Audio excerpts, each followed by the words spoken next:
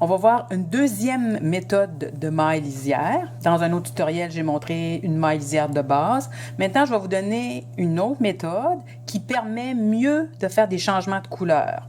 Les deux vont donner à peu près le même résultat, mais celle-ci que je vous montre, va permettre de faire des changements de couleur tout en conservant une maille lisière. On a quelque chose à faire à la première maille et à la dernière maille sur chaque rang, contrairement à l'autre qui c'était juste au début. Fait qu'à la première maille, je tricote la première maille par le brin arrière. On est encore dans du tout à l'endroit ou du point mousse. OK. Oups.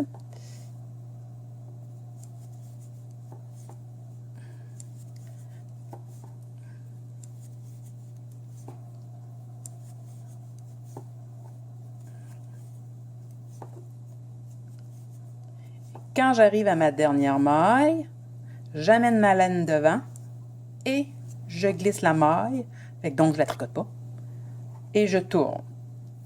Et ma première maille, on la tricote par le brin arrière. Je vais faire 2-3 petits rangs parce que j'ai pas beaucoup de mailles, fait que ça va être quand même visible aussi pour vous montrer le résultat. Puis vous allez voir que c'est à peu près le même résultat que la première méthode que je vous ai montrée, mais elle a son utilité propre qui est celle de pouvoir faire des changements de couleur harmonieux. Voilà, je n'ai pas tricoté la dernière maille, j'ai placé ma laine devant et je l'ai glissée. Maintenant, on tricote la première par le brin arrière. Fait que la première maille tricotée par le brin arrière. Et la dernière maille, on met la laine devant avant de la glisser sans la tricoter.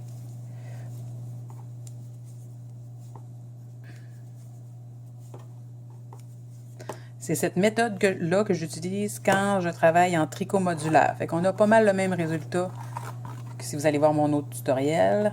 Ma laine est un petit peu plus foncée, peut-être que ça se voit un petit peu moins bien, là. Mais on a comme une belle maille, comme de jersey, de chaque côté aussi. Fait que je rappelle, la première maille est tricotée dans le brin arrière, la dernière, on met la laine devant et on glisse la dernière maille.